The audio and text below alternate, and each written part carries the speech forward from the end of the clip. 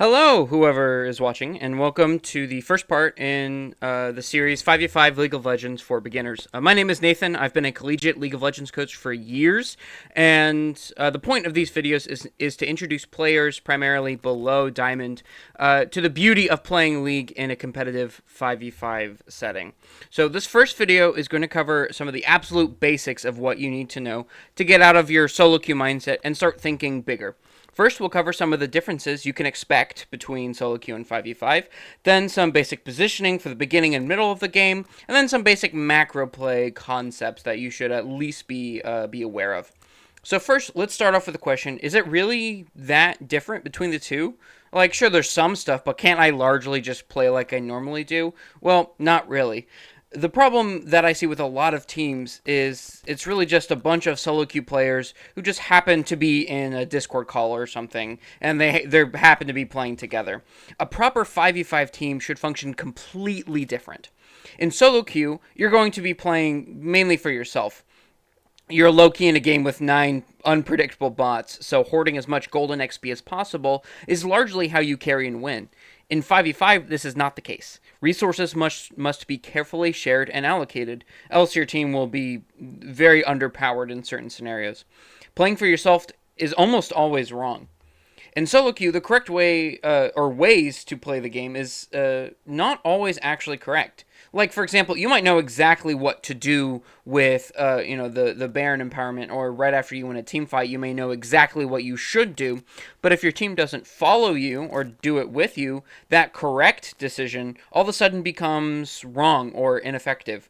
For example, it may take you way too long to take a turret, or, if 5 people were there, you might have been able to take it, but with just yourself, you're not able to do it. So in solo queue, you're constantly having to adjust to the bots on your team and figure out, what's the second best thing that I can do. In 5v5, this is not the case. With the communication open, it's much easier to get everyone on the same page, which allows for optimal play, something that you won't see in solo queue. In solo queue, you can pretty much play whatever champion you want and climb to a certain point. The meta doesn't even exist below gold, and it has very little effect until like around platinum before people can really start using it. And if you're really good at the game, you can climb way past that. In 5v5, however, you really can't just play whoever you want. Champions have certain synergies, strengths, and weaknesses, and building a team comp has to be formed very carefully. It's a skill in and of itself, not to mention draft phase and scouting for players and bans and all that fun stuff, which I'll talk about in another video. In solo queue, team fights are a throw of the dice. You have no idea who's going to show up, who will have their abilities up, and how they'll use them. You can't really do much to set up for the team fight. You just kind of have to hope for the best. In 5v5, however, team fights become extremely complicated. You can communicate about major abilities way ahead of time, you can ward beforehand, set up lane pressure, look for picks first, and so many other things that you can consider. Teamfights are essentially their own game of chess inside of a game of League. The better you are at setting up for the teamfight, the better your chances are.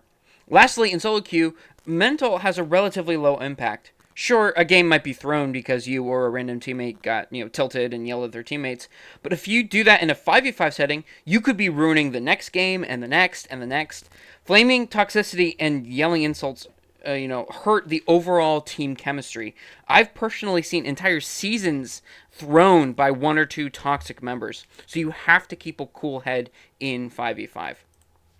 Okay, now let's get into the early game, what you should be doing in the first minute or two, starting with 5-point defense. Now, if this is an idea you haven't heard of, essentially, 5-point defense is just a way of starting the game before laning phase that prevents any and all cheese occurring before minions spawn. A proper 5-point defense will never give up first blood, and typically is a good idea. It's typically a good idea to use it when your team needs to scale or go even in lane, or you don't have any good engagers that are effective level 1. So this is the basic setup for a 5-point defense. Top stands right outside of the top opening. Mid stands right below them. Jungle stands right past the river line, as you can see. The ADC watches the bottom river opening, and then the support stands right outside, not in, outside of the tribush. Now, it's really important that the jungle stands past that line and the support stands outside of the tribush instead of in the tribush, because there's a couple of things you can do to sort of cheese that lack of vision, which we will be talking about and utilizing on later. You may also wonder why jungle watches mid rather than the mid laner, which would make more sense, but it's simply to give a little bit less information about where the jungler may be starting. And then, as you might imagine, it's essentially the exact same thing, but in reverse, except just because of how the map is set up, it's a little less important where people are standing, with the exception of the support. Getting out into that little pixel brush is important to make sure that invades do not happen. But it's largely the same thing. Now, let's talk about the other way that you could start a game, which is mainly through invading. Now, first, when do you invade? That's the first question you should ask yourself when you spawn into a game. And it's largely based off your team comp. Does your team largely benefit from early aggression? Do you have some sort of level 1 advantage, like a catcher, who can help guarantee the invade? If so, then you should probably invade. It's usually a low risk, high reward scenario if done properly. So there are 2 invade paths that I recommend for beginning teams that can be sort of flexed and changed and evolved over time, but this is a good place to start. The first one I call the bot lane overt invade, or Operation Boy. Silly names do help to sort of keep it straight in your head, so the name is important, I promise. So first you start by having all 5 members go down the bot lane. Don't cut through the jungle, it's actually slower. Then, while staying low and out of the river, cross from the first section of terrain to the other. Make sure to stay low and avoid any detection, so that if anyone is standing in the tribush, they aren't going to be able to see you. Then you walk up, have your lead, which should probably be your catcher or your engager. Plant the ward in tribush and hopefully get a pick.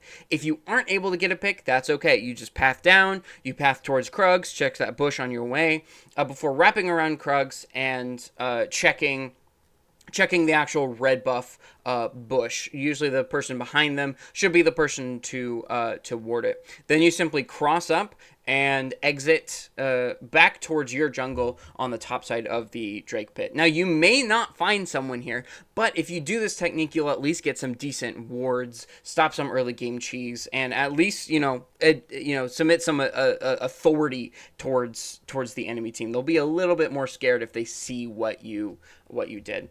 So the other invade path that I recommend is the mid lane overt invade with strategy and tactics, or Operation Moist. Again, the name is very important. Now, this is a bit more straightforward. You walk straight through mid. Again, cutting through jungle is a little bit slower and a bit less inefficient. You then take a sharp turn right at the terrain, hug that wall down to the bush, and then cross over using the bush as cover.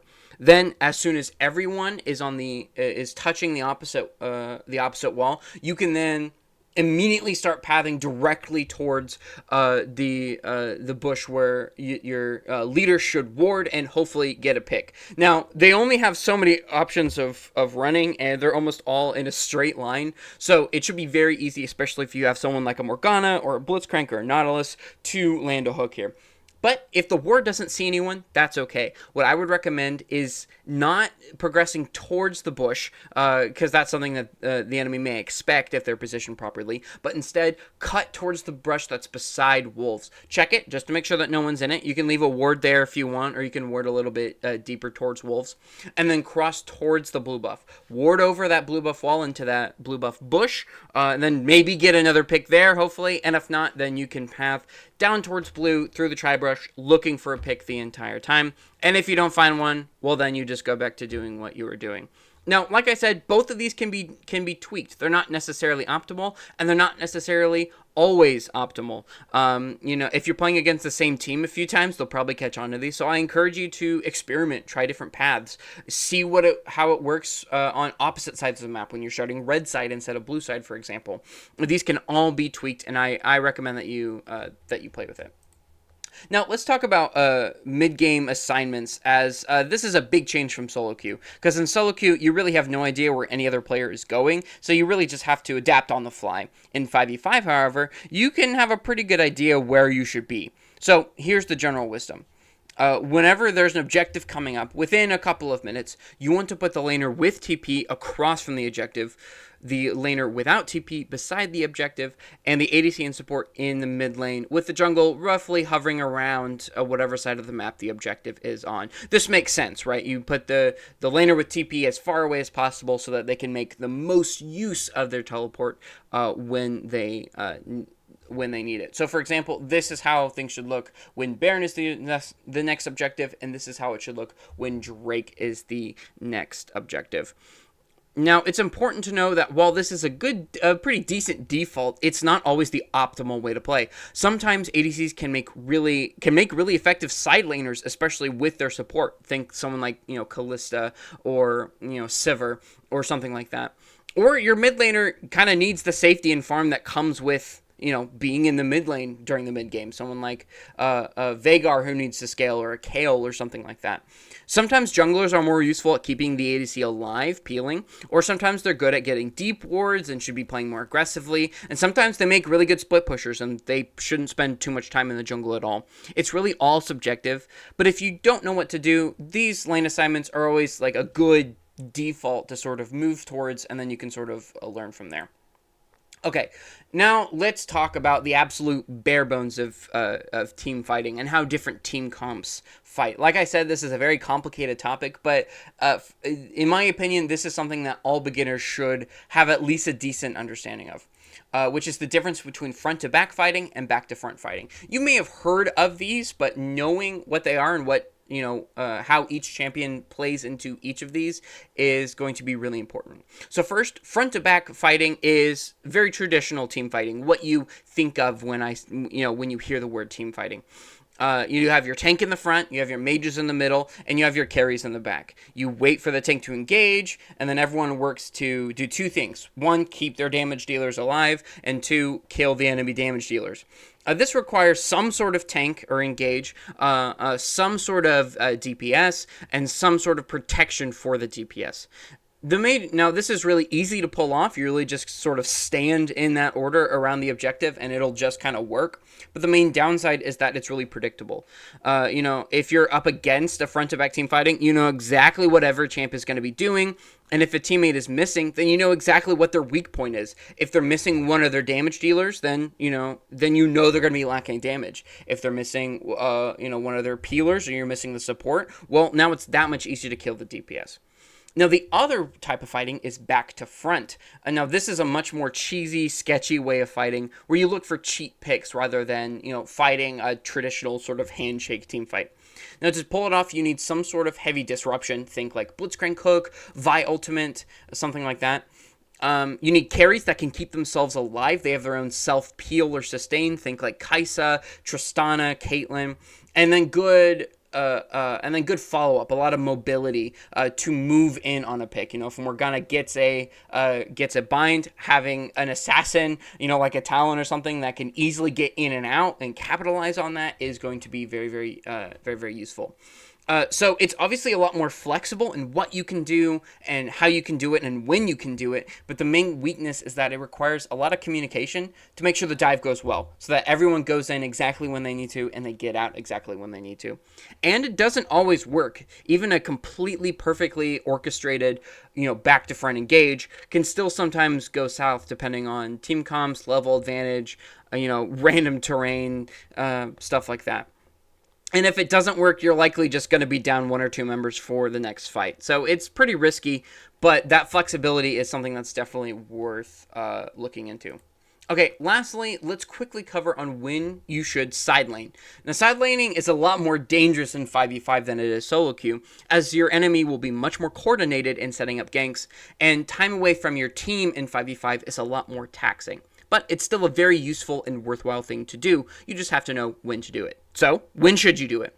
Well, if you are the support, you should almost never be alone in the side lane. You are always more useful and valuable providing damage, CC, or peels for someone else. So go follow around literally anyone. You're going to be more useful than you are in a side wave. If you're support and you're trying to push waves, it's just not going to go well. Even if you have pretty decent wave clear, something like a Zyra, it's typically not going to be worth it. So just go be with someone else.